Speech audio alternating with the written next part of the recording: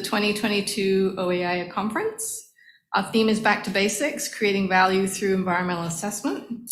My name is Cheryl Hekevich, and I'm the current president of the Ontario Association for Impact Assessment, or OAIA, and the chair of the Planning Committee. When I'm not volunteering for OAIA, I'm a conservation scientist with the Wildlife Conservation Society of Canada. I lead our work on impact assessment at the regional, federal, provincial and territorial level. I support Indigenous-led conservation and community-based monitoring and research in my program, and support species and place-based conservation policy legislation in Northern Ontario, the Yukon, Northern BC and Western Arctic.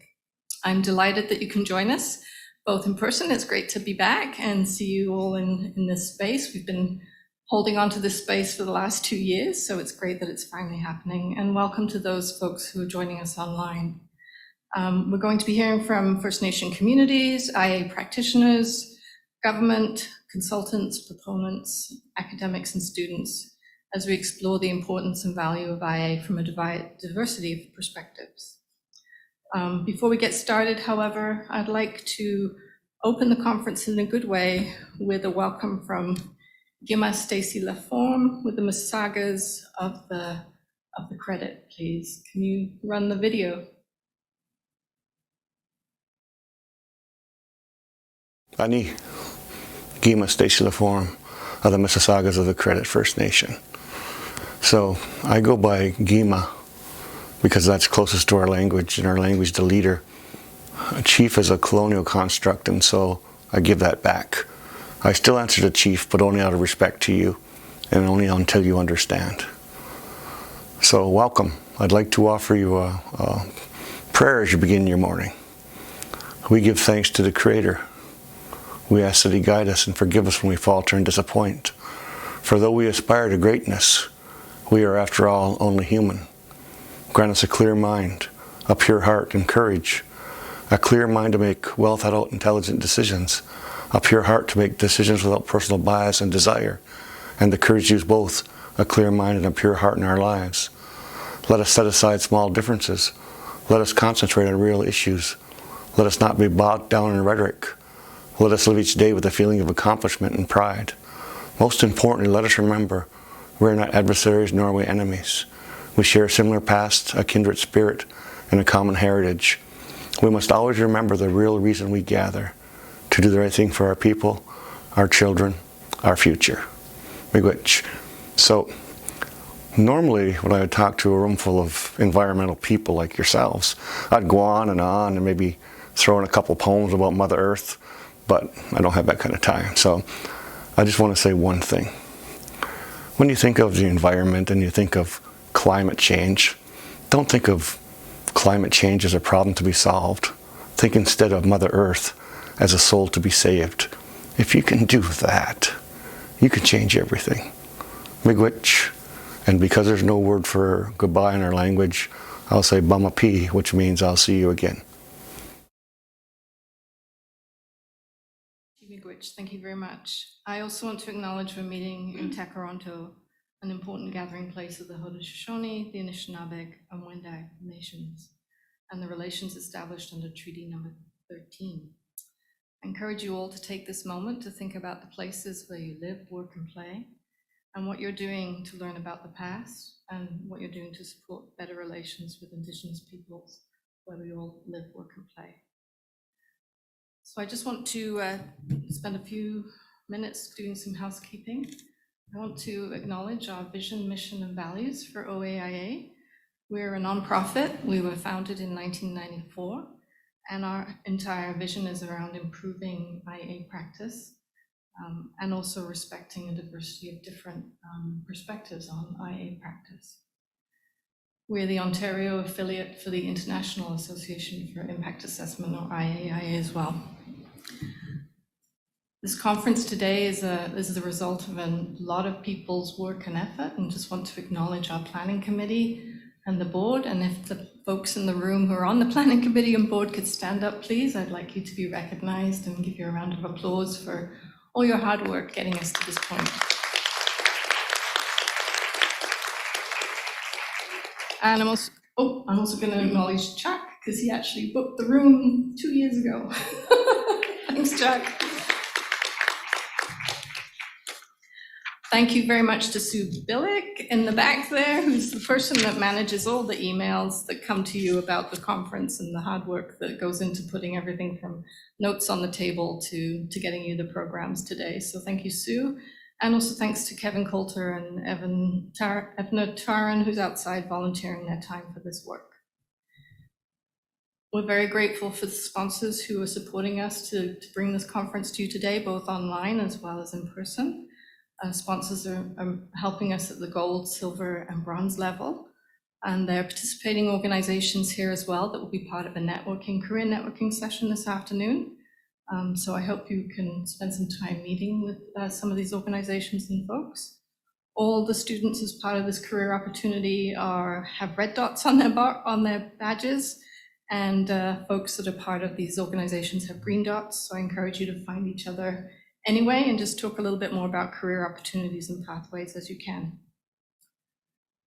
We, as part of our process, usually give away a small donation to a couple of organizations that are doing things with respect to environmental stewardship, human health and well-being, or sustainability. And this year we're recognizing Feed It Forward, as well as the Indigenous Climate Action. Both of these organizations are doing work that fit our Back to Basics theme. Feed It Forward is focused on a circular economy, food waste, and reducing the millions of tons of food that Ontario generates that goes into landfills. And so if you were part of session 4A yesterday, you will have heard a lot about some of the challenges Ontario is facing with respect to waste and landfills in particular. And we've also donated to the Indigenous Climate Action, which is an Indigenous-led group that focuses on the responses to climate action, as well as responses to the solutions that many of our governments come up with when it includes climate change as well. And they promote climate justice, Indigenous rights, and climate change action. So I encourage you to check these two organizations out, check out their website, and learn more about the good work they're doing. I have to talk to you about housekeeping. We're in the big green box. The stairs to go downstairs that you came up to, probably to get here, those are your nearest exits to get out if there's a fire. Washrooms are around the corner, and they're also downstairs as well. We've been trying to manage the health and safety protocols for an in-person conference as best we can. We've actually limited the number of people that can be here in person. We've provided masks and hand sanitizers, and we encourage you to wear those masks whenever possible. And also take advice from the Ontario and venue health restrictions as required.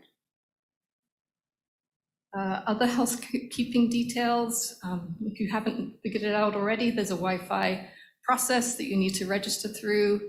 If you're using social media, we're on Twitter and LinkedIn, and we're using hashtag OAIA22. If you need to take telephone calls, I really realize people are actually still working. Please go outside in the lobby to do that. And just to walk through the dots, if you've got a red dot, you're a student. If you're green, hopefully you'll be part of this networking session this afternoon. Yellow, you're in the OAIA Planning Committee or board member, and blue will indicate that you might have some dietary restrictions that were noted in registration. And as noted on our tables for food, you need to actually speak to somebody to get your gluten-free or your diet-restricted food, rather than it be put out straight away. And heads up on the career networking session this afternoon from 1:30 to 2. After lunch, we're inviting students and the participating organizations whose slides are running outside. And there's a number of printouts now from those different companies to come together, maybe at the cruiser tables in here, but also outside, and just spend half an hour learning about career opportunities, talking about career pathways, and your experiences in IA as a student. And hopefully that will be of interest and use to you. For those of you online, that's a really challenging way to offer a similar experience, but we hope that you'll take advantage of the slideshow that's looping through during that period, and there should be opportunity to learn more about those organizations, take some information if you need to, and reach out to them directly from the virtual space. Heads up too on the field trip tomorrow. There's a great event been put together by TRCA, a pioneer village. It's both a field trip as well as an interactive session. If we've got a couple more spaces, if people are interested, please see Sue or myself to sign up.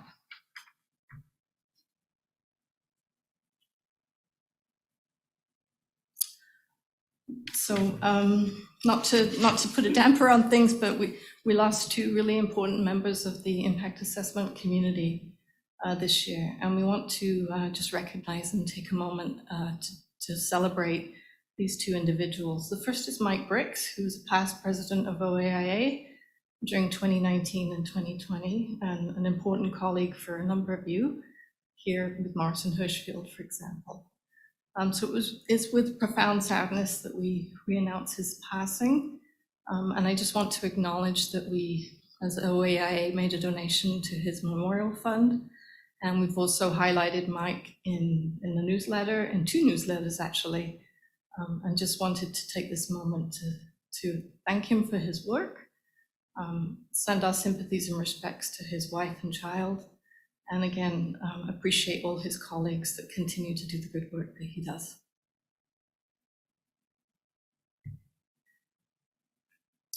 Our second loss was Dr. Meinhard Doel, who just passed, well, he died on September the 17th, so not very long ago. It was a complete shock and a surprise. Meinhard was not a member of OAIA, but he was a real force in the IA field. He was an active member of many government advisory boards, including the Technical Advisory Committee for IAC. He presented at OAIA in 2021 and has been a really strong proponent and supporter of regional strategic environmental assessment throughout the country, but including in the Ring of Fire, and was a federal volunteer on the EPA caucus. He's being remembered today mainly through these words from Bob Gibson, but I think Mark Winfield also acknowledged Meinhard yesterday. And from my perspective, he was also an important friend, mentor, and colleague. So thank you for taking a moment to remember Meinhard. And I think that's all my housekeeping. So I'm going to move on to our first session for today, which is session 5B in your program. And it gives me great pleasure to welcome a number of representatives from Grand Council Treaty Number 3, including Haley Krolick, the policy analyst, Sarah Fontaine, the energy coordinator for Indigenous Clean Energy, and Anita Collins with the Women's Council of Grand Council Treaty Number 3. I think Lindsay Bain is on her way. She's probably stuck in traffic somewhere, but she will also be joining us as the youth representative. So I'm not going to spend a lot of time on their biographies. There's great write-ups in your programs, so please do read those. And I'm going to dedicate this session to sharing perspectives on Indigenous-led IA in Treaty Number 3, with a focus on natural law, Anishinaabe, Inakonigaawin. Inakonigaawin. Thank you, ladies. I think it's just I got the emphasis on the wrong syllables there. So anyway, please help me welcome Treaty Number 3 ladies, and we are going to talk today about the importance of water and Indigenous law in Treaty 3.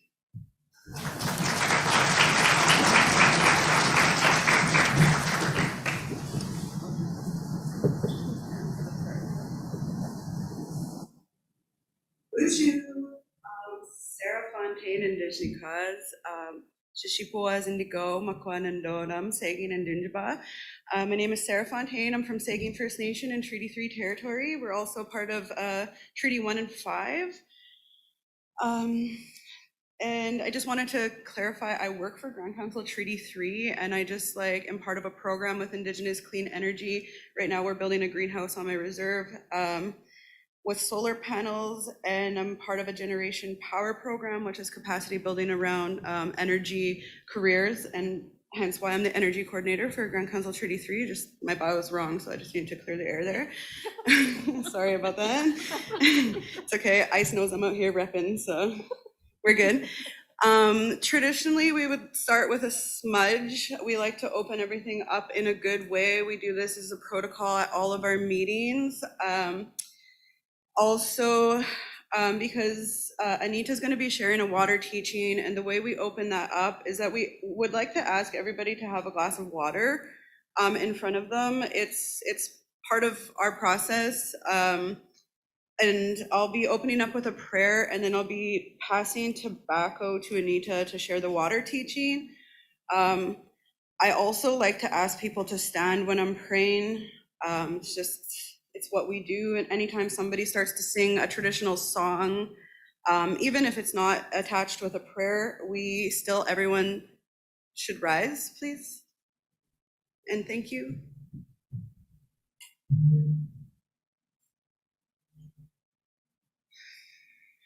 And we also carry tobacco in our left hands because the left hand is closest to the heart. And so a lot of the times, Lindsay was supposed to bring strawberries. We also do a strawberry offering. We bring tobacco and strawberries to the water. Anita will talk more about that though. And so I have my tobacco here in my left hand. Just wanted to acknowledge the lands that we're on. I wanted to call on the ancestors in Gitche Manitou to be here with us today as we present this really important piece of Indigenous knowledge and Indigenous inclusion. The reason why we're all in this position today is because of our spiritual connection to the lands and the waters. And I just want to influence everybody in this room to understand the simple common sense of protecting the one thing that keeps us alive, and how that's been stripped away from humans, even though we are supposed to be the only intelligent mammal, but we are the only mammal that destroys our environment. I really want you guys to think about that today.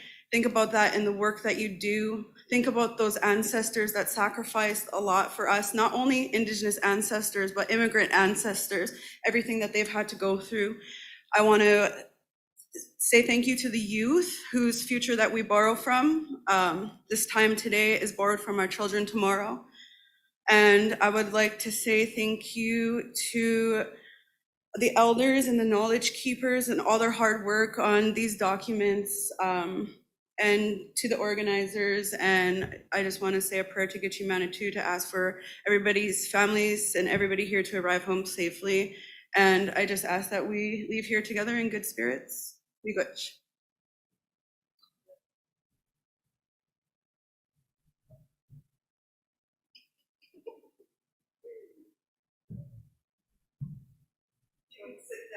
You guys can sit.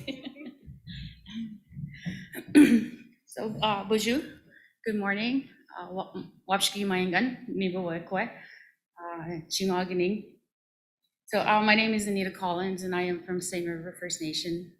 I've been on the Women's Council for 7 years now. It is my second term. But today, we're gathered here to talk about the IA assessments and stuff like that. But what I want to keep and hope you guys keep in mind that we're here talking about our waters and how important our waters are, and the teachings that we have with our Nibe. Nibe means water in Ojibwe for us. And we make these cool shirts that we hand out at our gatherings. We have a water gathering coming up in May in Whiteshell area by Kenora. But today we are talking about the water. So I'd like the Creator to help us and guide us in the right path when we're talking about water. Water is part of us.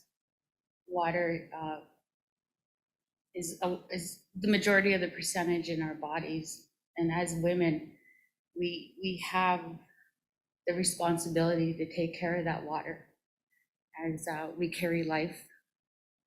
So in Treaty 3 area,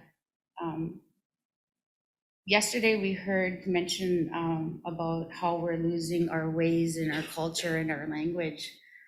So in Treaty 3, we're hoping to bring it back. We're doing doula trainings, we're doing midwifery trainings, and we want to be able to have our babies back in the water the way they did a long time ago, because a long time ago, they never suffered from the sicknesses that we do today, right?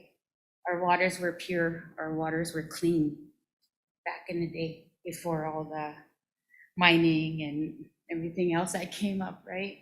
So today I ask the Creator that we have a good conversation and keep in mind that we have water and our water is very sacred. You know, when we do projects like this and we meet with people, that's the first thing we do. This is our teaching. This is tobacco. Whenever we meet with somebody, this is what's given to us first. So when we're invited to a gathering, our technicians know that when they're getting the invitation that tobacco is one of the first things that's handed out. So when we attend gatherings, that's the first thing that we get is our tobacco, because our tobacco represents truth and honesty when we're talking about the important stuff that we're talking about today. Today, we are having a water walk at home, and it's in a Nibig gathering in Fort Francis. They start at 10 o'clock, so I think they're going to start walking probably between 12 and 1. So I just want you guys to keep that in mind, that we are doing a water walk at home, and they're starting at 10, and there's bundles that need to be made, and there's ceremonies that need to happen, and there's prayers that need to happen that are happening at home today.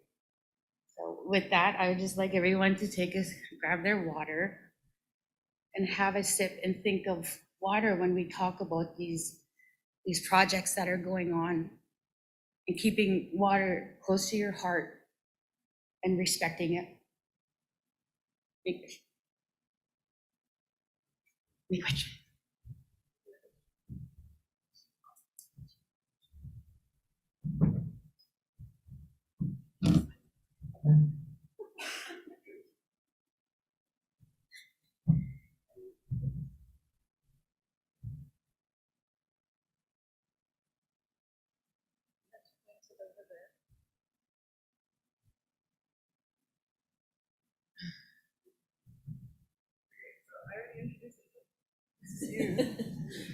So good morning, everybody. My name is Haley Kralik. I'm the policy analyst with Grand Council Treaty 3.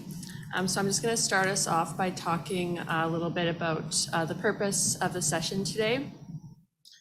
So the purpose of today's session is to go over what Grand Council Treaty 3 is and showcase some of the work that we're doing to further implement Anishinaabe and Inakonigaawin. So you heard mention of Inakonigaawin, so that means law in Anishinaabe-Moan. So we're hoping to promote awareness of Anishinaabe and Inakonigaawin and how impact assessments can work with it. And then I'm going to pass it off to Anita to talk a little bit more about the Nibig Declaration. Then we're also going to look at various case studies within Treaty 3, and these will showcase how Anishinaabe and Inakonigaawin has successfully worked as an assessment process. Then we're going to pass it off to Sarah, and she's going to talk about cumulative effects and our Treaty 3 Lands Managers Toolkit. Then lastly, we're still waiting for Lindsay. I guess there's a few accidents on her drive here, so she's just going to be a little bit late. But we're going to pass it off to Lindsay at the end, and she's going to talk about the Treaty 3 Youth Council and speak to why youth voices are so important within these conversations. So what is Grand Council Treaty 3? So you'll see on the slide here, so Grand Council Treaty 3 is the government of the Anishinaabe Nation in Treaty 3. So our overall mandate is to protect the future of the Anishinaabe by ensuring the protection, preservation, and enhancement of inherent and treaty rights. Here's Lindsay. We're just starting. Morning. Do you want to introduce yourself? Oh, sure. Bonjour. Apologies that I'm late. Student schedules. Bonjour, I mean, Kiwait noted Indigenous Makwa Dodem, Wabagoni Zakagan Anishinaabe Gandonji. My name's Lindsay Vane. My Anishinaabe name is Northern Wind. I'm a member of Wabagoon Lake Ojibwe Nation, And I'm sorry, I'm a little bit out of breath. I was trying to rush here. Traffic was not my friend this morning. Yeah, I'm a representative, a junior proxy on the Youth Executive Council. I'm studying in Toronto for my Master's of Public Policy at the Monk School of Global Affairs and Public Policy. And yeah, excited to be here. Won't take up more time. Sorry, thank you, Lindsay.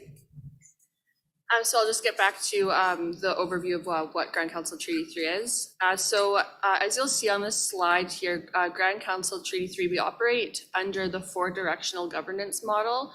So what this model does, it allocates the 28 Treaty 3 chiefs within the 4 directions. So you'll see the east, south, and west. So why we operate like this is because it ensures that Grand Council receives input from each region of the territory on every issue. So each of the 4 directions is comprised of 7 Treaty 3 communities from across the north, east, south, and west regions. So the Eastern Forum, you'll see they address all the environmental issues. So that varies from water, mining, forestry, land management, medicines, trapping, hunting, and fishing.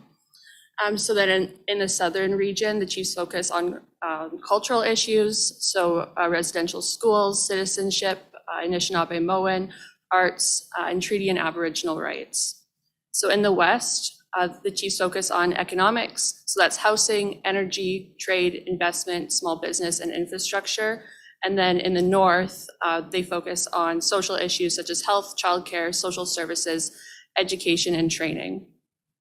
So through this governance model, the 4 chiefs committees give all of us technicians the mandate to move forward with certain projects to achieve all of our goals.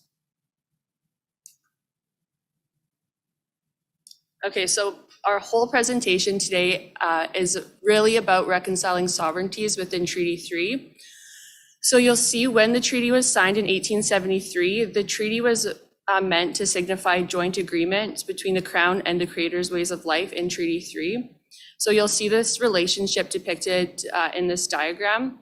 So in Treaty 3, lawmaking really comes from the Creator's ways of life, and it's passed on through ancestral stories, songs, and teachings. So through these teachings, we then have the development of Inakonigaawin. So that's what we're going to be touching on today. So it's through different laws such as Manitoulin Inakonigaawin, the Nibed Declaration, and then we also have a childcare law called Abenuji Inakonigaawin. So through Anishinaabe governance systems, they then implement Inakonigaawin. And then you'll see on the left side, the diagram, we see how the powers from Great Britain have developed a constitution, which is implemented through jurisdictions such as Section 35 from Crown governments. And then in the diagram, we also see how it's really not about incorporating either system into each other. It's about respecting each different side of the system and different processes within Anishinaabe law and then Western law, and then coming together at the end for the harmonization of the administration of jurisdictions. So this can be done through a variety of processes. An example, which we'll be getting into later in the presentation, is that we're developing a Treaty 3 project assessment, which must be equally respected next to Ontario's environmental assessment process. So now I'm just going to talk a little bit about Anishinaabe and Inakonigaawin and Treaty 3's approach to environmental or project assessments. So what is Manitoulin Inakonigaawin? So Manitoulin Inakonigaawin is the Great Earth Law. So it's a framework for nation-based engagement within Treaty 3. It's a temporal law based on sacred law, which has always been an inherent law. It's the Anishinaabe legal framework to relate with all of creation. It represents Treaty 3's relationship to the land and all of our relations. So I'll explain this a little bit more, but what we're talking about today is the written law, which was written in 1997, but there's 2 separate sides of the law. There's the cultural side, which is spiritual ceremony, and then what we are going to be talking about today in written form.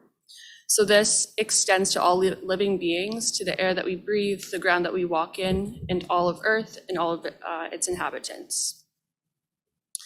So the overall main purpose of Manitowoc Inakonigaawin is to build relationships, partnerships, guide communications, protect Mother Earth and all of its inhabitants, protect sacred sites, and protect ceremonial grounds.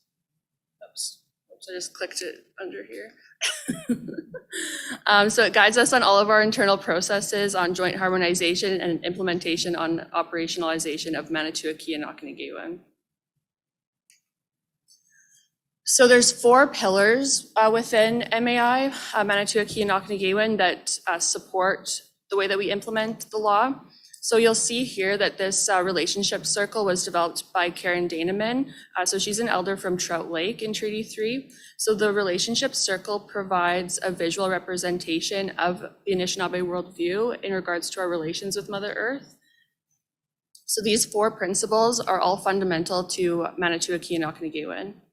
So you'll see we have respect, so having respect for Mother Earth and ensuring you're making your offerings like a sema, tobacco, like what we saw this morning. Knowing and having your rights, so having your rights to exercise your treaty and Aboriginal rights, upholding your responsibility to the land, so that's only taking what you need. And then lastly, we have reciprocity, so ensuring that you're living in mutuality with Mother Earth and accepting our sacred place within creation.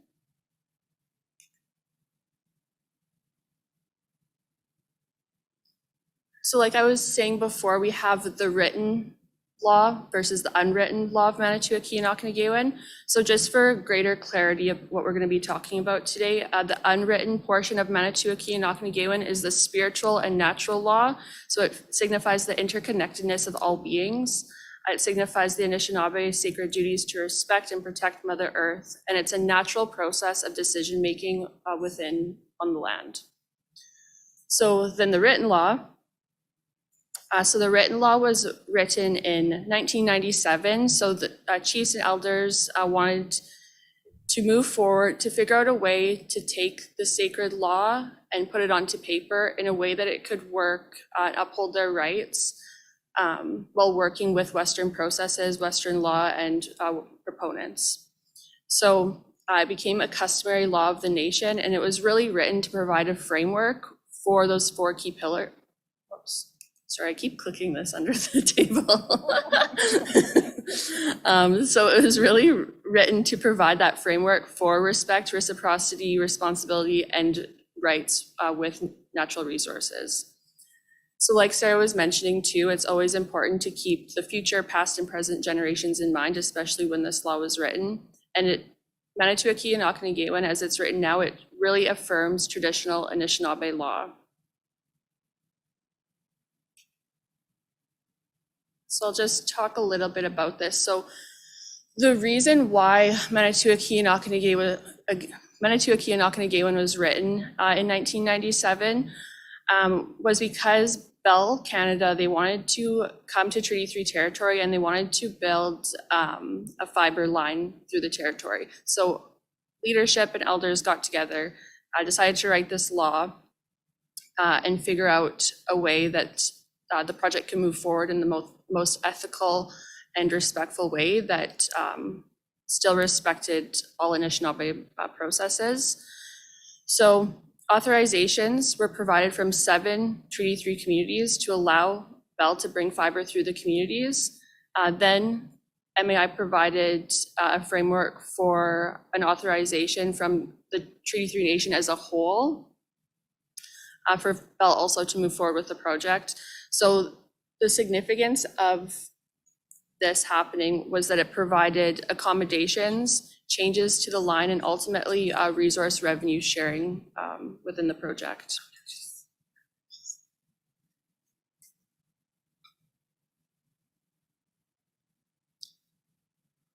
Sorry, I was just asking, the law itself, I don't know if this is good yet.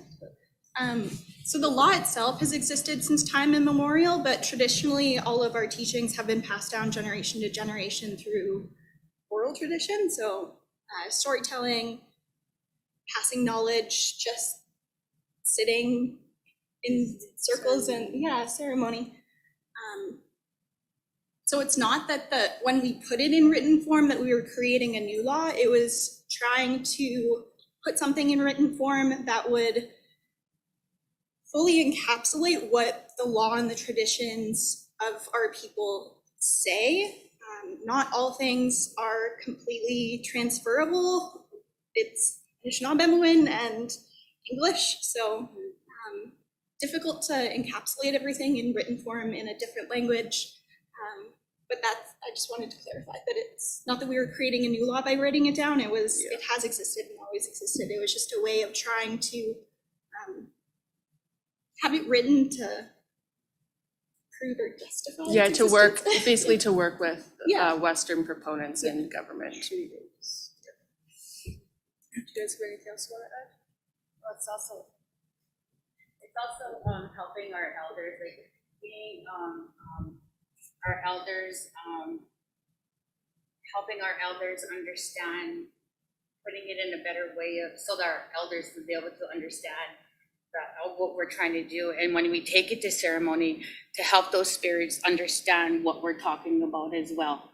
So that's why it's written in our language as well. So we have a better understanding and our elders have a better understanding of how it's written, and our spirits will understand when we take it to ceremony.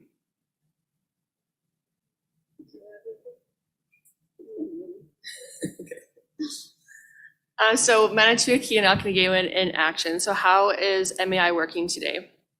So MAI continues to guide decision-making in all resource developments within the nation. So Manitoulin Inakonigaawin has successfully been implemented during the twinning of the highway project with New Wendanamuk, also known as Four Winds, and the Ministry of Transportation.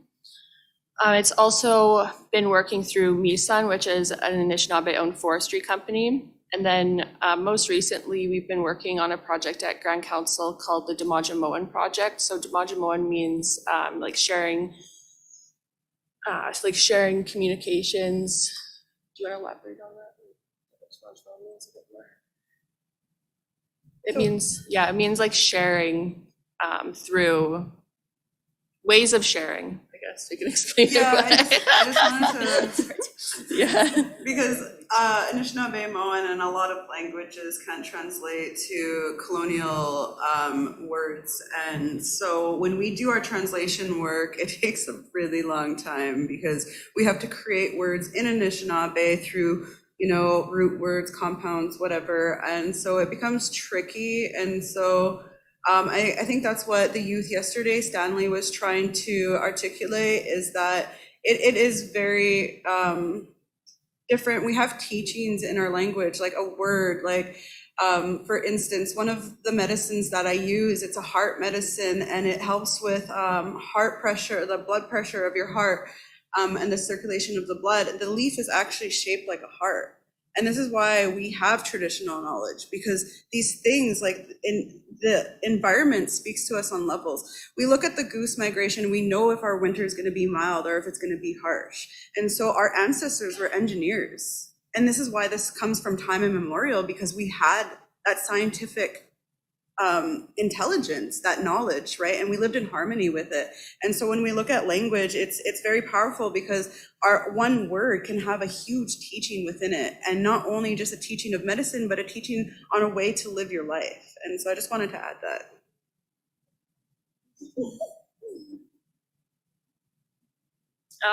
that. So thank you, Sarah. So Demajamoan is essentially a project about bringing connectivity to the rest of Treaty 3. And then, of course, we also see it within resource revenue sharing agreements. Okay, so how is Manitoulin Inakonigaawin applied in environmental assessments? Okay, so this is kind of a trick question because, as we mentioned before, it's really not. Again, we're not trying to put MAI into an environmental assessment because, again, Manitoulin Inakonigaawin is the process in of itself. So instead, here in this model, we'll see how environmental assessments or impact assessments are actually a small part within Manitoulin Inakonigaawin as a whole. So you'll see here in the medicine wheel that there's 4 phases within Manitowoc-Key and Inakonigaawin within all projects. So in the first, in the north part of the circle, you'll see that that's the visioning phase. So in the visioning phase, it's all about understanding protocols, principles, and going through ceremonies within a project. So this phase is really all about understanding what the overall mission and the purpose of the project might be. So then in the second, in the east part of the circle, you'll see that is the scouting phase. So this is where we consider past, present, and future generations. So this is where you start to do any sort of assessments that might be needed. So impact assessments, environmental assessments, anything like that. So then in the south area of the circle, that's where we see the hunter, warrior, and gatherer phase within Manitowoc-Key and Inakonigaawin. So this is when you start to put all of your plans into action and the project begins. And then, of course, lastly, we have the feasting and celebrating phase. When projects are complete, this is where everybody celebrates the overall purpose of the project. There's mitigation and follow-up measures to keep in mind all of the generations. Also, again, the feasting is a traditional concept. For instance, when we hunt, you're supposed to feast that animal after to give thanks and offering for its sacrifice. I'm a crafter, so I'll make regalia. I've made plenty of regalia in the past, and every time I make an item, I actually keep every thread, every piece of fur, every piece of hide, and we burn it back in a sacred fire. So often at these events, that's why we get together and we feast together. We offer to those resources, to those things, and we give thanks for their sacrifices for our livelihoods. And yeah, so that's a really important step of the process in Indigenous engagement. We really love feast, guys. We like to eat.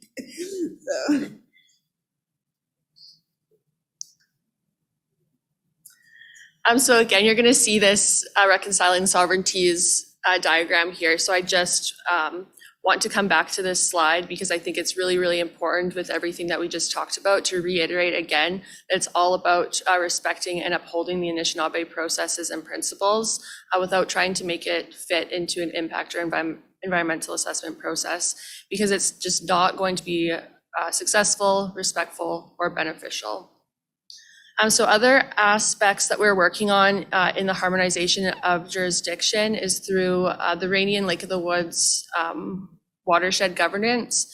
So we're also looking at developing a Treaty 3 applications portal, which will allow permitting and authorizations to come directly to the nation from like mining companies, so we can just have a better, more effective way of viewing all of the mining claims, and then go through our internal Manitowoc-Key and Inakonigaawin processes. And then also, so this is also really exciting. So we're working on developing a Treaty 3 Guardians program. So that's in the works right now. So the goal, of course, is going to be guided through Manitowoc-Key and Inakonigaawin, and which will ultimately displace the MNRF in our area. So why is this so significant?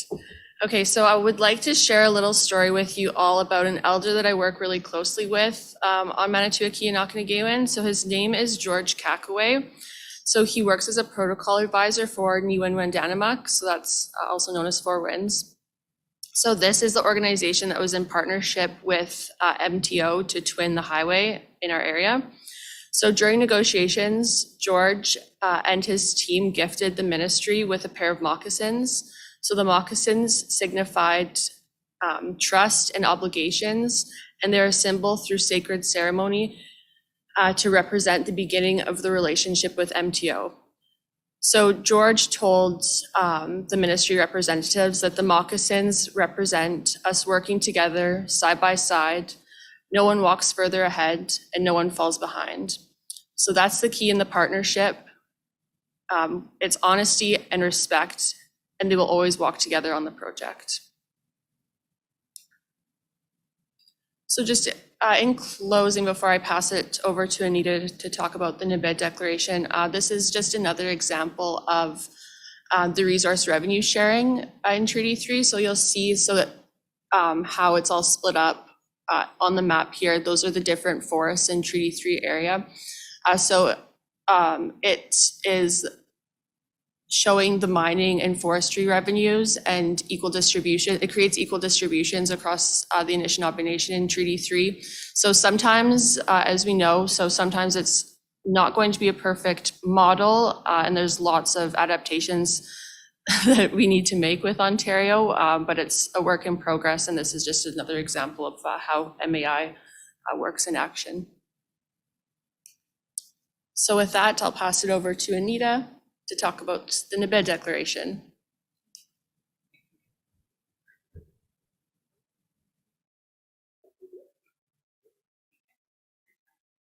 I'm just gonna sit here and I don't like standing up. Okay, so the Nibed Declaration came about in 2018, where our elders from the 28 communities of Treaty 3 met at Black Bear. And they talked about the water, and they shared teachings and knowledge from those 4 different directions about what they knew about water and water beings and the changes that they observed within their years. So they met for 3 days, and they hashed out about what water meant and the teachings of our waters and the ceremonies that need to be done with our waters before we even talk anything about engaging with a company or a partner. So they met at Black Bear. There was notes, there was recordings, and all that information was kept so that when it was time for the Women's Council and the Men's Council and the Youth Council and the Elders Council, we have all those councils so we can meet and we can share our teachings and our knowledge of our own First Nations. But when the elders gathered, it was information that came from 4 directions. So we got all of what we needed. So then in 2018, the Women's Council met in Nestor Falls for 3 days. And we talked about the Nibed Declaration and what needed to be in the Nibed Declaration. So along with Amy Kraft and Lucas King and Alyssa Bird and the Women's Council, late summer 2018. Oh wait, hold on a second. I lost my note here. So to discuss what. Okay, so some of the information that was put in the declaration and what needed to be in the declaration and how we were gonna bring this declaration together. So some of the questions that we had was like, what is a declaration? And how to create a strategic plan to engage Treaty 3 communities. And then we looked at some of the main questions in the Nibed Declaration. What's the purpose of the Nibed Declaration? Why do we need this declaration, and how is it going to help MAI in a stronger sense? So, and then the purpose in creating the Nibed Declaration. Why do we need this Nibed Declaration? Why is it so important that we talk about water, respect water, and everything that Treaty 3 our elders talked about at that gathering? You know, when women were able to have natural birth in the water, and when I talked about how when we have our babies the way that we have them and traditionally in ceremony, it was done in a way that we look at, oh my God, it's so hard to explain when we do ceremonies. But there's ceremonies that are done and teachings that are talked about when we're doing the water births. And there's certain ways that it's done, and we got to keep in mind that the water does have a spirit and that we respect our waters in anything that we do. But another question was, what should the Nibid Declaration look like? So when we talk about how it should look like, we brought in the youth and we asked them how and what they thought a Nibid Declaration would look like. So a young youth attended our gathering, and she talked about a story about how the Nibid Declaration should look in the dream that she had. And it was the picture that's up there right now is the dream that she had when she attended our workshops and was interested in the work that we were doing. So she ended up going home and having this vision of what our Nibid Declaration should look like. And we do have another poster of it. I don't know if we can bring it up here. No. Yeah. So this is the Nibid Declaration. There was a lot of work that was put into this declaration, and there was a lot of time and that was spent on doing this declaration. We went to, so the timeline, late summer of 2018, the Nibid Declaration was drafted for the Women's Council to review. In October 2018, we had our first meeting on the draft Nibid Declaration. After we met the Nibid Declaration, went to ceremony. So that document went into ceremony where our elders gathered and ceremony took place. And when we have ceremony, that's where we get our directions from and what we do and how we do it and what direction we go. So after the Nibid went to ceremony, it was told that we do the regional engagement sessions. So we had 4 regional engagement sessions, 2 in Fort Frances, 1 in Dryden, and no, 2 in Kenora, 1 in Fort Frances, and 1 in Dryden. The Nibid Declaration, and then it went to the National Assembly in April, where the chiefs voted unanimously to adopt the Nibid Declaration. A ceremony to celebrate the Nibid Declaration was held at an Anishinaabe Nibid gathering in 2019. Yeah, and so there was a lot of people. It wasn't just Amy Kraft and Lucas King. There was a lot of other people that were involved with the Nibid Declaration, along with the previous Women's Council. I've been on council for 7 years now. This is my 2nd term. The other ladies that helped draft helped with the Nibid Declaration was Isabel White, Maggie Petequan, Priscilla Samard, myself, and Lucas King, and the TPU of Grand Council Treaty 3. And the elders were Ida Skeed, Tommy Allen, and Clarence White, Elder Gilbert Smith, Elder George Samard, and our Ogichita Francis Kavanaugh. And when they started looking at the Nibid Declaration and how the framework and everything and how it was put together,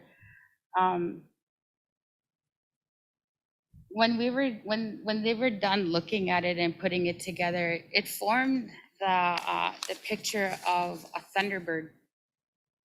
So I don't believe we have a picture of the thunderbird, but when we started looking at the declaration and putting it into places in the what do they call it?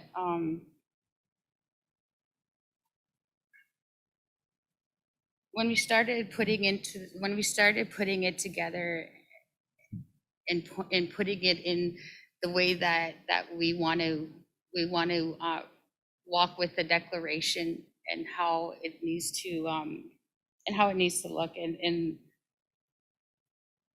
the principles. We had several themes like the treaty, the original traditional government, nationhood, responsibilities, teachers, creation, and life.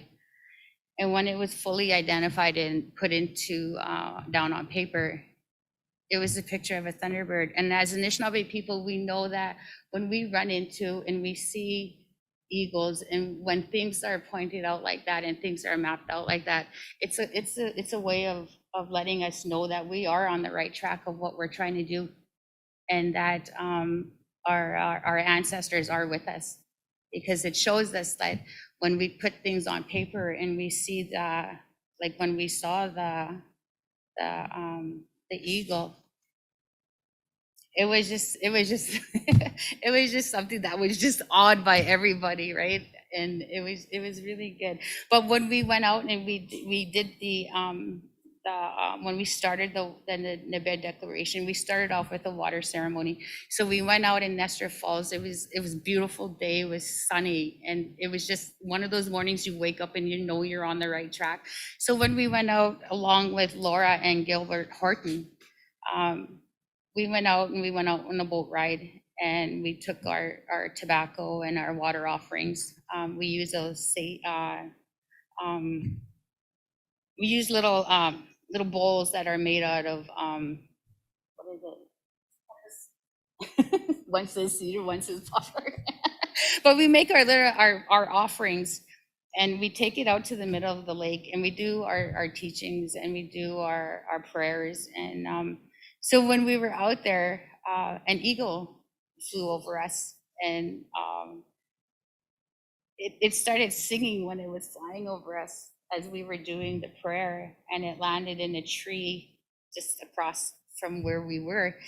And it sat there that whole time that we did our ceremony. And it was just, as Anishinaabe people, when you see stuff like that, you know you're on the right track, and you know you're doing good, and you're at the right place at the right time.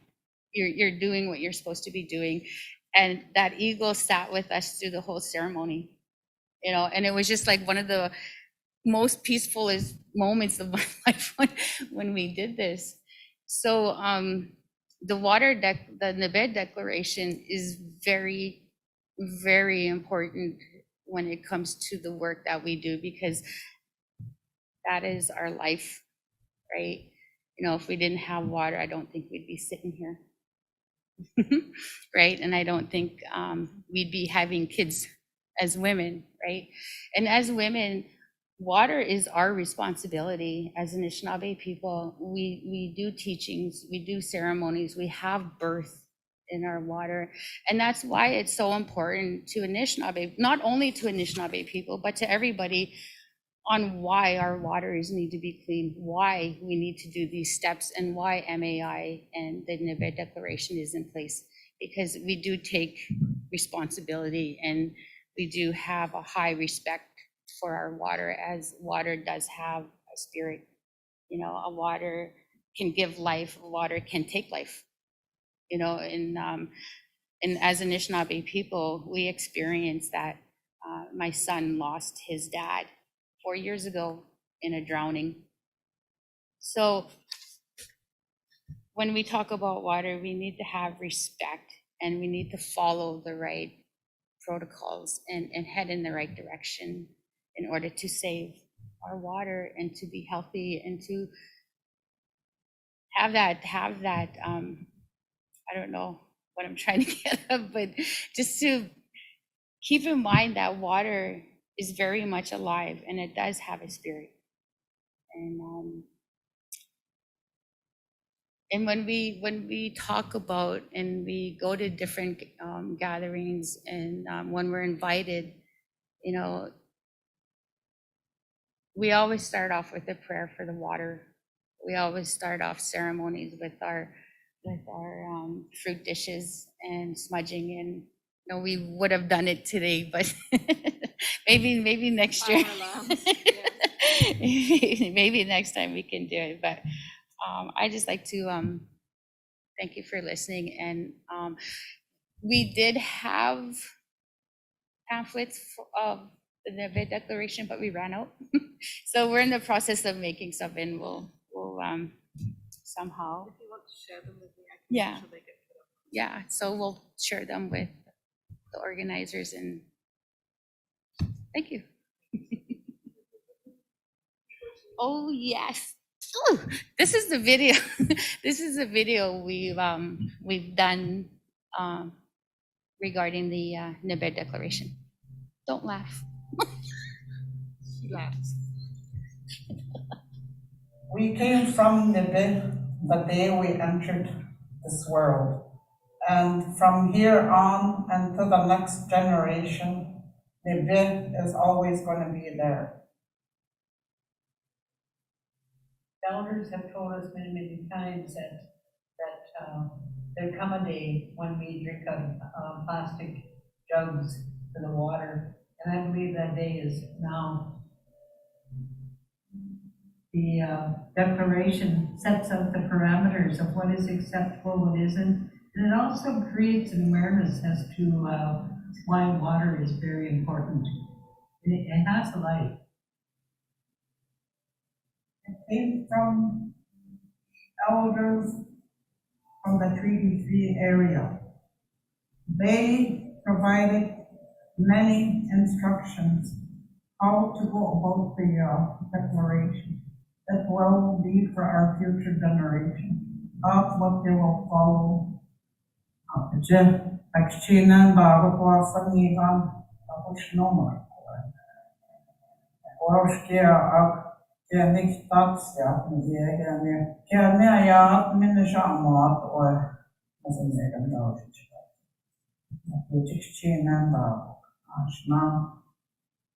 In contemporary time, we know that our water declaration is an adaptation of what we've already done, what our ancestors have already done, those ancestral ways that they left us. It's a contemporary version of that.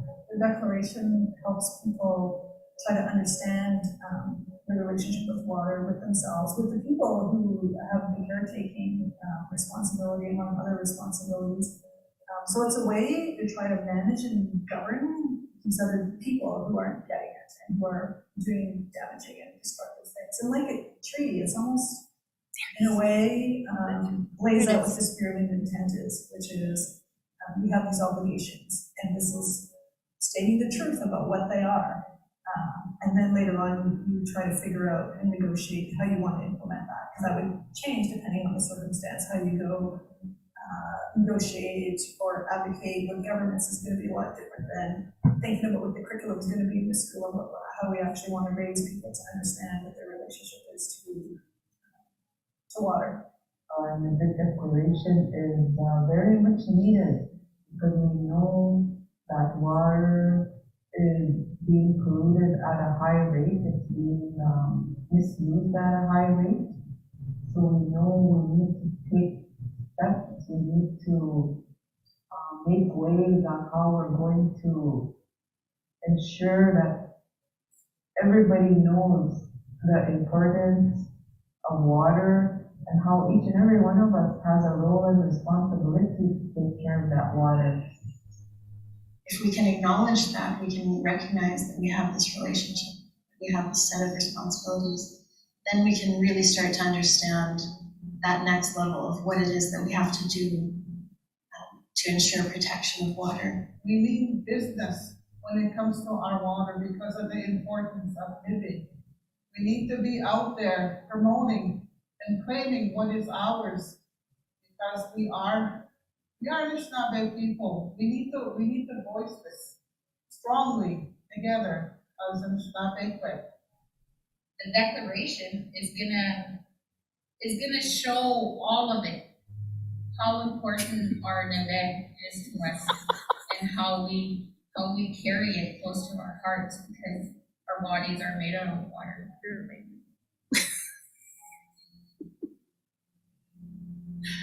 know, they capture these pictures, they're just.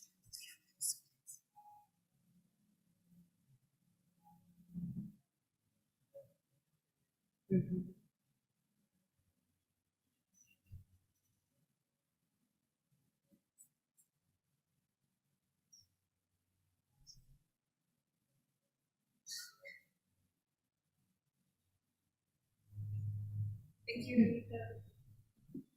Language. I just wanted to say a few things about the MAI and the Nebe Declaration and the way it was formed, and the community engagement that was held across the nation. We have 28 reserves in Treaty 3, and that is a really important part that everybody should be taking away today. And the way that we do that with the offerings and the consultation and the ceremonies, and you know, Anita talked about those visions and that feeling of knowing that you're on the right path. And I know sometimes these concepts of this traditional knowledge of it coming through ceremony or through vision, people can't really grasp that. And I just wanted to say, like, we all have an intuition and we all feel that and we know what's right and we know what's wrong, but do we all have that integrity to act with the courage that it takes to be that right person, right? And that's what you guys should be asking yourself in the processes of your work. Do you have that integrity? Do you have that integrity and that understanding and that love for the environment? Because that is the only thing that keeps all of us in this room alive, okay? And I just wanted to say that before Haley moves on here. Thank you. Oh yeah, and so I'm pretty hippie. I like to motivate people, but we had a couple weeks ago, we had an MAI day where we presented to proponents throughout Treaty 3. We invited people from mining, government levels, and we actually had ceremony with them. And it was actually 2 months ago, it was my first day. It was really beautiful, just being able to share space with proponents and people and talk about things like this on a personal level, you know, side by side in that circle, in that lodge with that drum and those sacred items that we have. We had a pipe ceremony. We had the people crying. We had, like, it was really intense, and they took away, and we had really great positive feedback on that engagement session. You know, it doesn't always have to be like this where people are talking to you. Let's talk together, right? And so I just really wanted to mention that because it was a really successful day with our proponents, and it was really beautiful to witness. And we really hope to see more of that through this process of MEI that we have developed. Yep.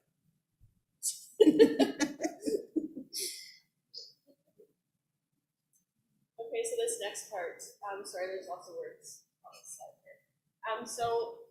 As we mentioned, so we're currently working on developing a Treaty 3 project assessment, environmental assessment. We'll probably go to elders to figure out what the traditional name for an assessment is in Anishinaabe-Moan. But I'm just going to walk you through a little bit of our process and what we kind of plan on considering moving forward in this. So of course, when we start to develop the project assessment, we're going to be following all those processes that were laid out in Manitowoc-Key Inakonigaawin. So it's going to really be the foundation for a nation-based decision-making process, while also respecting each process laid out in individual Treaty 3 communities. So again, we're going to be following the feasting, the visioning, the scouting, hunting processes, phases within Manitowoc-Key Inakonigaawin, while also following ceremony and then incorporating some Western science methods as well.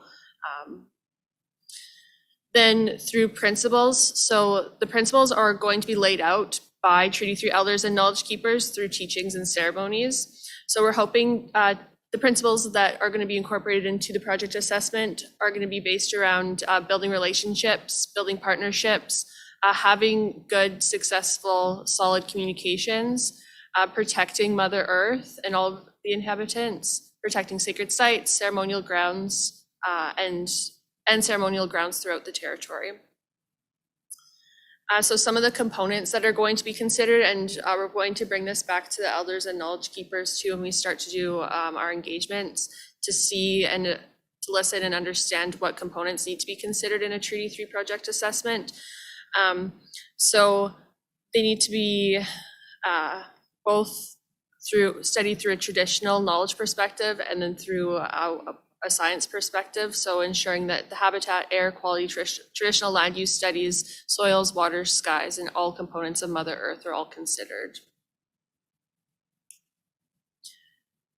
So again, harmonization is really the key to our presentation today. So harmonization within the Treaty 3 project assessment means to allow both government environmental assessments and Treaty 3 environmental assessments to coexist while respecting and upholding different processes for a common outcome or living in mutuality while respecting the interests of all parties.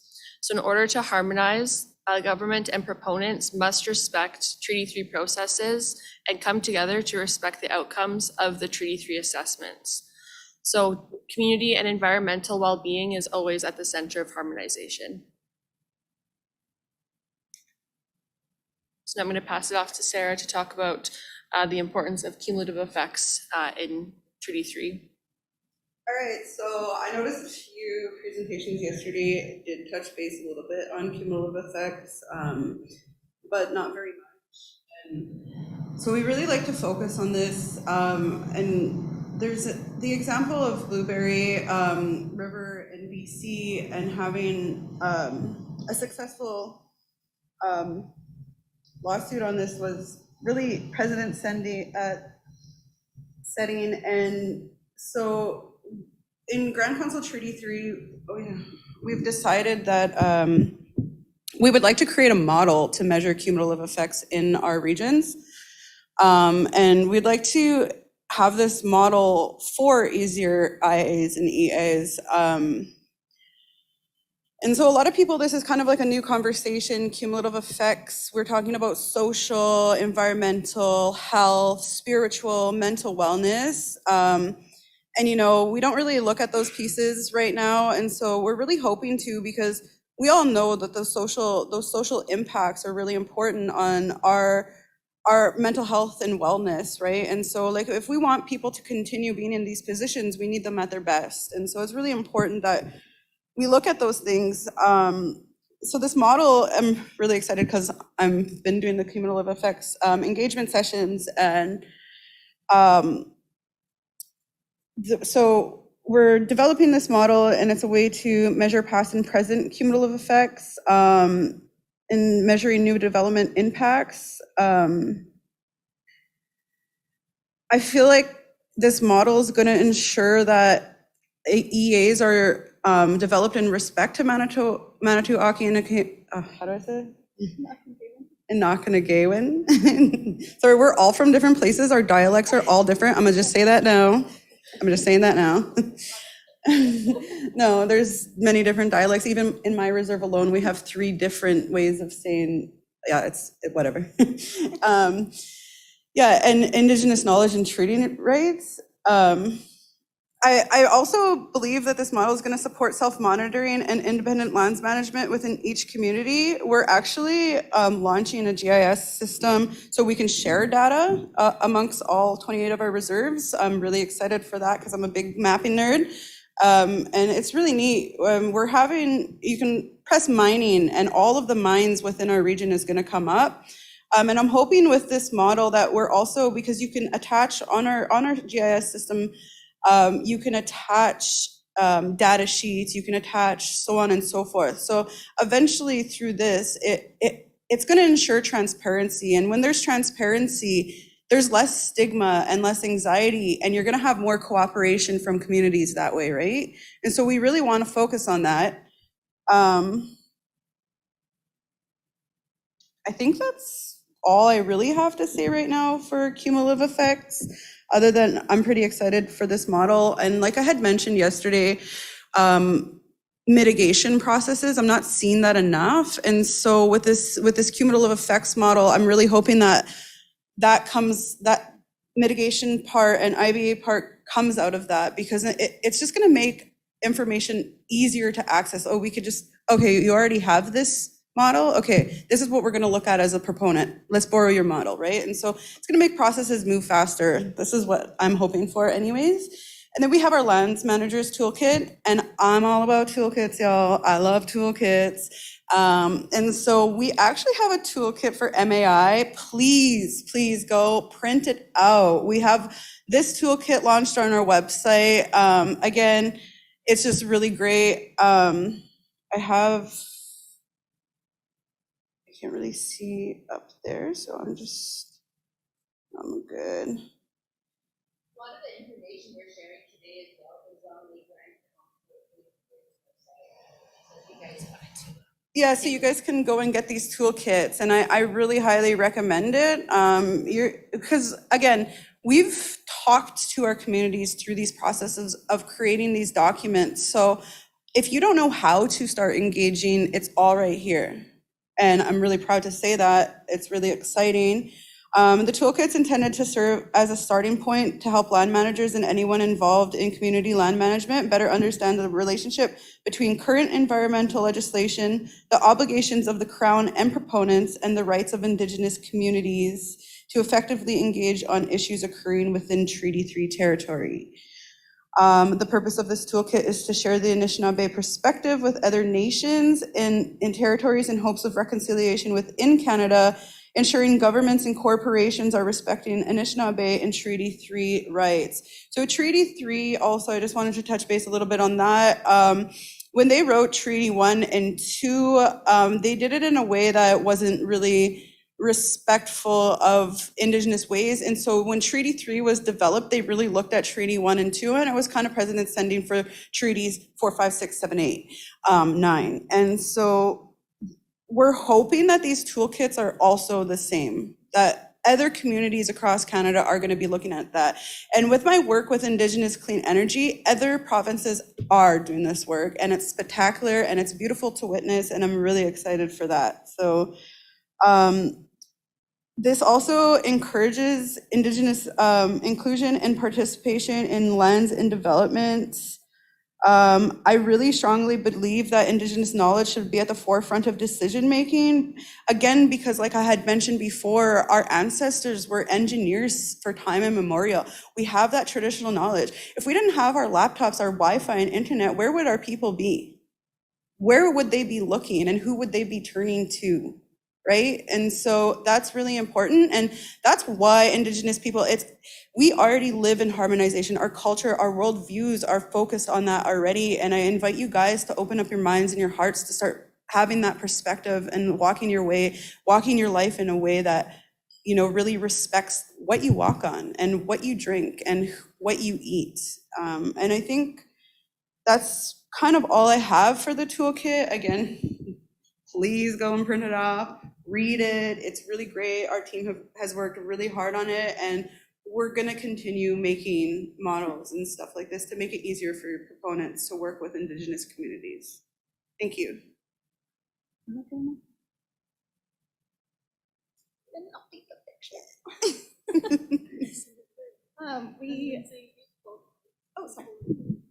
For sure.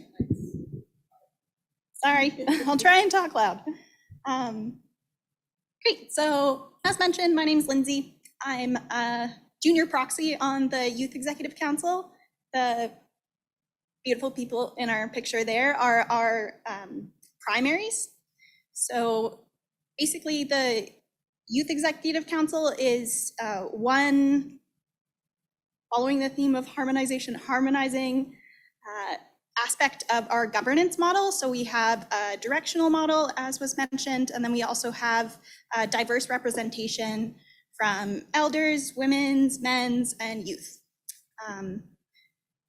Primaries have been serving for 3.5 years. We're going to be having another election in September, and the proxies came on in year 3-ish. So we've been serving for a year and a bit. We'll be 2 once we do elections again. Basically, the purpose of the Youth Exec Council, we want a voice for the future of Indigenous youth within our communities. We're a diverse group. come from varying backgrounds and diverse knowledge systems. So some of us are in Western educational systems. As mentioned, I'm a Master of Public Policy student at U of T, and Winter is also studying economics, whereas Ernie is phenomenally educated on everything land-based culture. Yeah. We have videography experts, digital art, really a wide range, and it supports development and diverse perspectives on conversations, policy proposals, pretty much everything that alternative points of view are important for considering in the longevity of our nation and society as a whole, I guess.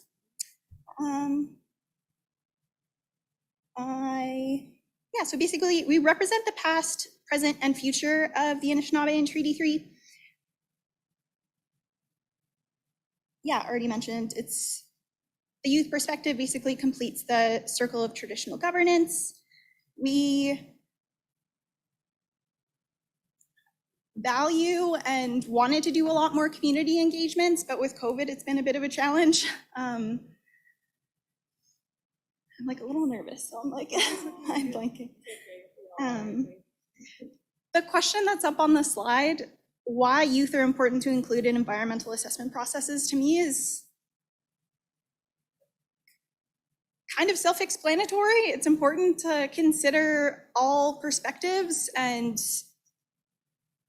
we always think in mindsets or frames of a 7-generational model. So whether you consider that, at least from my perspective, it's you're thinking of yourself in the middle. You're always thinking 7 generations ahead and 7 generations behind. So how are you honoring and respecting those who came before you and making sure that you're living in a good way? And how are you going to be protecting and making sure that future generations have quality of life and access to environment and healthy water, healthy lands? It's important for not just Anishinaabe people in Treaty 3, but for everyone, which is kind of why to me it seems self-explanatory, but good to note, I guess. And then, yeah, the last point on there, we borrow the land from our children. It's important to include youth to enhance intergenerational knowledge transfer. I feel like we're short on time though. That's fine. Thank you, Lindsay. This is actually what so I'm going to come back to that slide. So moving forward, just as a little recap. So the Anishinaabe Nation in Treaty 3, we're developing a project assessment process. Like I mentioned before, we're also developing an applications portal for all policy and proponent projects. And then, as was mentioned, we have a Manitoulin Inakonigaawin toolkit. And then we do ongoing engagements too through Grand Council to educate the Crown or proponents about Anishinaabe and Inakonigaawin. So again, like was mentioned earlier, so these are our beautiful, beautiful toolkits. So you can find most of them. So I'm still just wrapping up the Manitoulin Inakonigaawin toolkit, but you can find most of them on our website at gct3.ca. So we have the Manitoulin Inakonigaawin and Nibe Declaration Pathways Forward report. So that basically is a big report. We spent the past 2 summers going to Treaty 3 communities, talking to elders and knowledge keepers about what Anishinaabe and Inakonigaawin means to them and how they want to see the laws moving forward. So that's what that report's all about. And then, like Sarah touched on, we have the Lands Managers Toolkit, and then we also have the Nuclear 101 Toolkit. So this toolkit is available all over the place. You can get it. So it's the Anishinaabe and Treaty 3 perspective on nuclear and bringing in those Anishinaabe teachings into viewing projects. So in closing, I'll pass this to Sarah and we will finish up.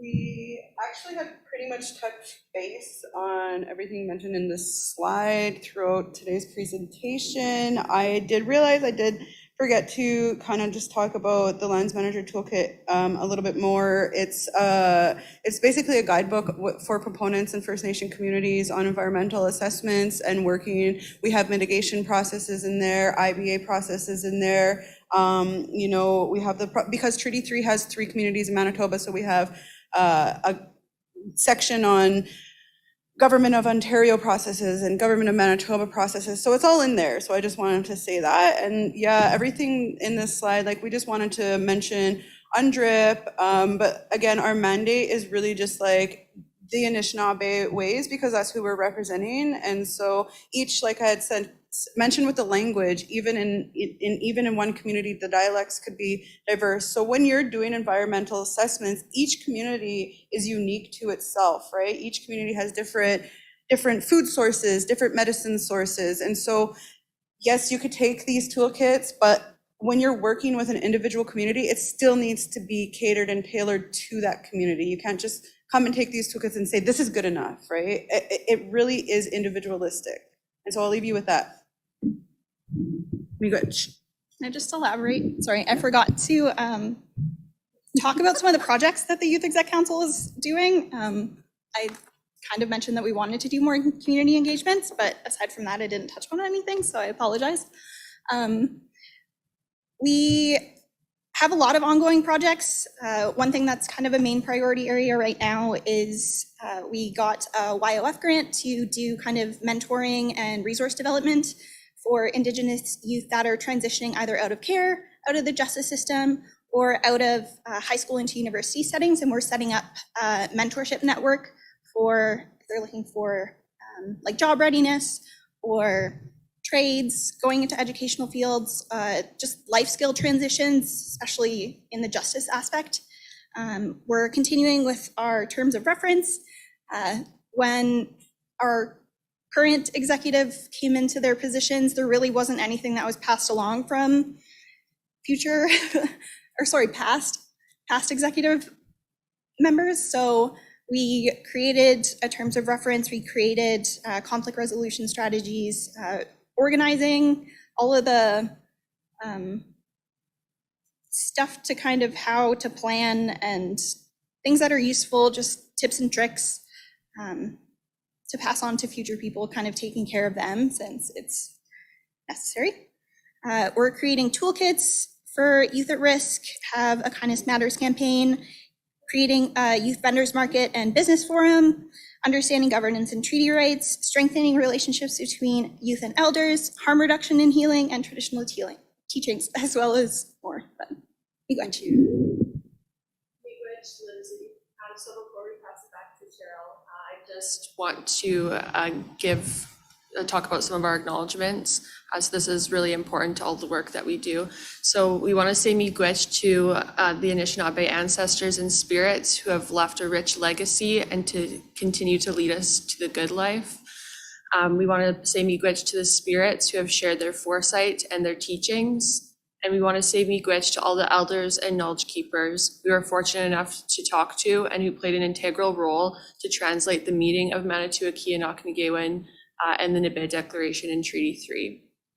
I know Anita touched on this a little bit more earlier, but we also want to say miigwech to the Women's Council, Isabel White, Priscilla Simard, Anita Collins, Rhonda Fisher, and Maggie Pedequan, who worked on developing the Nibe Declaration, and then the technicians, Lucas King and Amy Kraft, and then all the elders also mentioned earlier, Ida Skeed, Tommy Allen, and Clarence White, Gilbert Smith, George Simard, and Ogichida Francis Kavanaugh for their active participation in the working groups.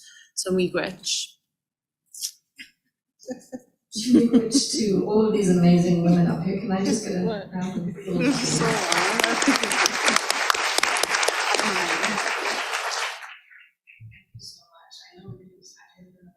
So that I know people will have questions, and I just want to keep some space for folks. Are there any questions for our amazing panelists? Please take your space at the mics. I'll also invite people online to put their questions or comments in the chat, and I'll let Alexandra start the questions, please.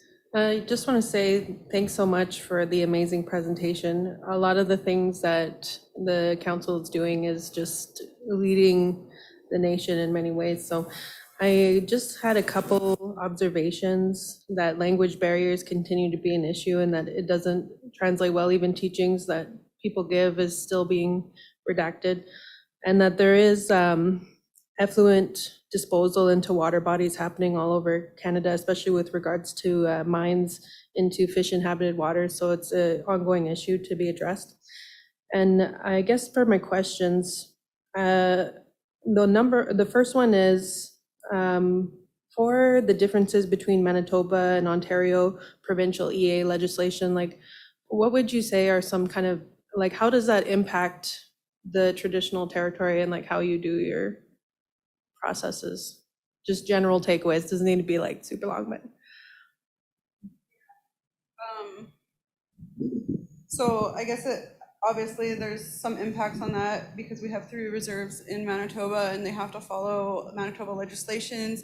Kind of makes things harder in Grand Council Treaty 3 in terms of just like understanding all the processes and making sure that we're doing everything right. But the fact that all of our reserves are on the same page with wanting to have MAI integrated into, or not really integrated, but respected and harmonized along those Western processes really helps because we're all on the same page, and so we're all working together. Like we actually have, like, I'm from Manitoba. I'm from one of the reserves in Manitoba. My chief sits on the economic board. They're very active, like the Manitoba reserves. We're always in Ontario. I'm always going to communities, and to us, that is our boundary. Like when I started doing this work, I really just stopped looking at Canada's boundaries. I don't. And when you're amongst other Indigenous organizations a lot, we say Treaty 1, Treaty 3. We don't say, oh, I'm from Manitoba. We say Treaty 1, we say Treaty 3. And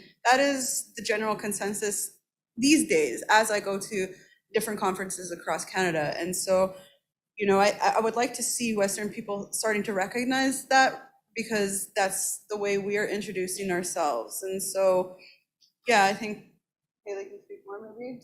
Yeah, I think another key aspect too is the concept of nation. That's how we do Treaty 3. Nationhood. Amazing. I just wanted to say something also. Sorry, I was looking at. I kind of conceptualize the development of the EA, treaty-specific EA or MAI, within kind of a two-eyed seeing approach. I don't know if anyone's heard of that, but it's a research methodology that was developed by Mi'kmaq elder, and it's basically not necessarily putting Western or Indigenous ways of thinking or knowledge systems above one another. It's understanding that there's benefits and respect that are warranted for both sides. So it's trying to use the best of both sides and apply concepts from both sides to get the most beneficial outcome for all sides. So it's not necessarily looking at like, okay, this is Manitoba versus Ontario's EA process. How does Treaty 3 kind of fit in there? It's okay, what's working well with the Manitoba system? What's working well with the Ontario system?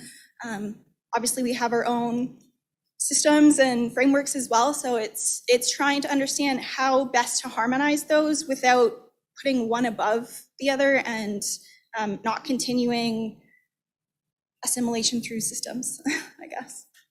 It's also about communication and respect, respecting the territory that we're meeting on. So. Do I have got time for one more? Thanks. I also was really intrigued by the GIS mapping component, and I'm just wondering what were some of the hurdles that the council had to overcome in order to convince everybody to take it on and adopt it as a practice for future, because it's quite an accomplishment, I would say, to do that. Actually, I maybe shouldn't have mentioned it because we haven't launched it yet. getting really excited. I really like the concept of transparency, and I think through this GIS, there's going to be a lot of access to information that people want, and community members have a right to. We're actually, it's a bit complicated right now because there is information that needs to stay classified. The GIS that we are going with in each community, again, is different. So each community wants and has different needs, and we really gotta respect that. And so some of the processes can take longer. We are hoping to launch it this month, I think, but I don't know if that's. Yeah, we're hoping to launch it soon anyways, but another mechanism to get everybody on board is that there's certain privacy controls on it, so not everything is going to be shared for every other community, and even each individual person might have different access to the things on the portal. And another way that we got everybody on board too is just those engagement principles, right? Like we talked to everybody early on about it.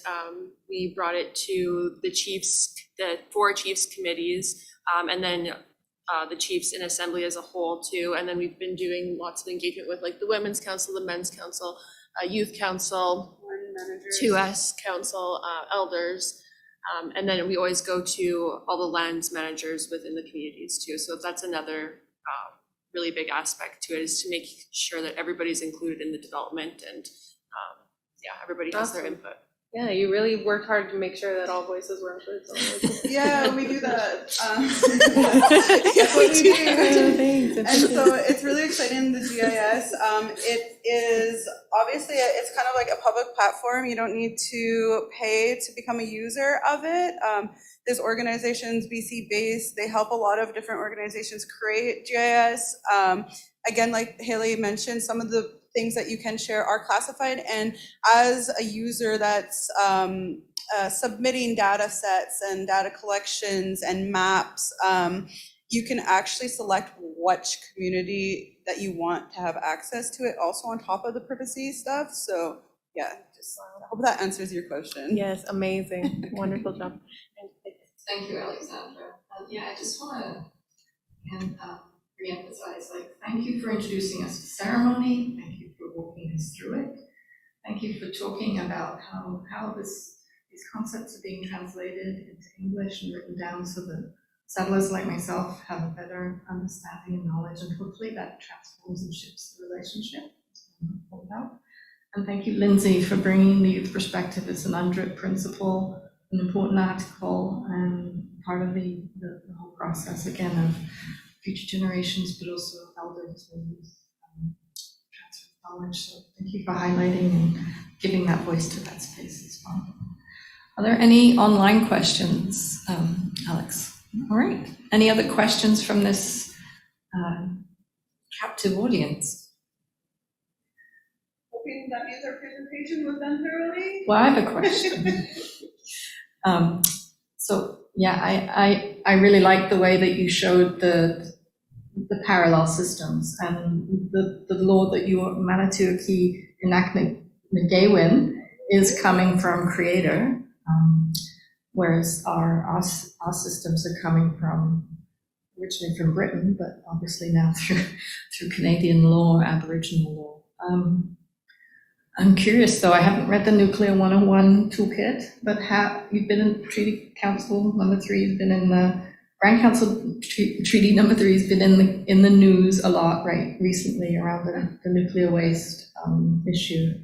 Do you have anything that you could share at this point for folks like me that aren't sure exactly what that means, and how does that fit with?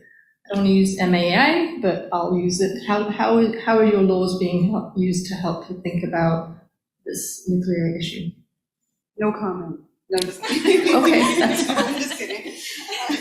Maybe Haley.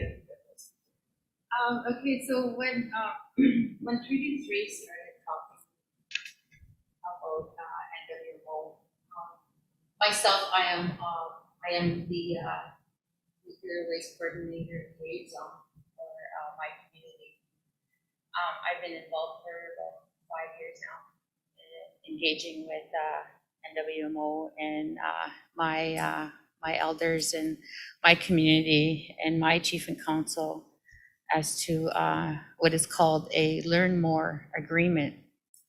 And that's to educate my community on the project that's might happen in Ignis. Ignis is about 150 kilometers away from my First Nation, and we are downstream from Ignis and Wabigoon. So our community is directly would be impacted if anything happened with developing the what is called the DGR, a deep geological respiratory blah blah blah blah, blah, right? So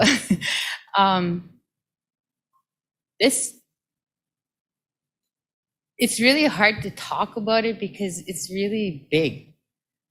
They want to clear 7 football fields wide of Mother Earth and the rock. So there is ceremonies that were done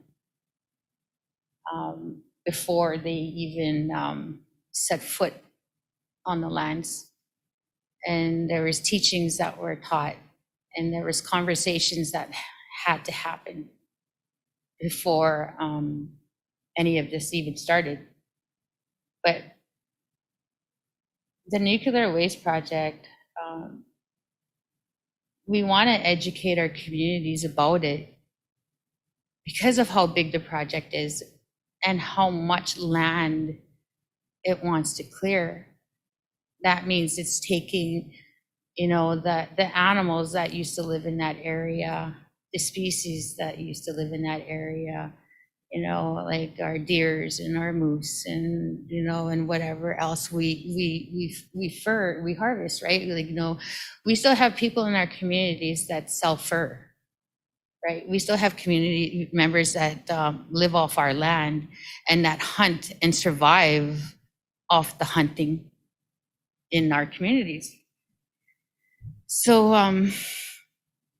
when we started talk with the NWMO, we had that talk and we had that communication with them that there were certain steps that they need to take first before we start conversation. And it all happened. We all went to ceremonies. We did what we had to do in order to begin these talks. So it's a learn more agreement. We're not saying yes to burying the DGR in our territory, but we are saying yes to learn more about it so that when Anishinaabe people are educated and informed and in doing in our ways, we'll have something to stand on. We'll have that education about this project and be able to make a good decision and a clear decision on what we want to do with this DGR, right? And so that conversation needed to happen with NWMO. Not all First Nations are engaged. There's probably about 6 First Nations in our territory that are engaged with NWMO, only to learn more. To learn more agreement, nothing more. We're not saying yes to go ahead and bury it there. We're saying yes to learning more about it. And that's it. Thank you, Anita, and thank you for helping us learn more about Treaty Number 3 and the amazing work you guys are doing. So big round of applause, please, and we're off to break.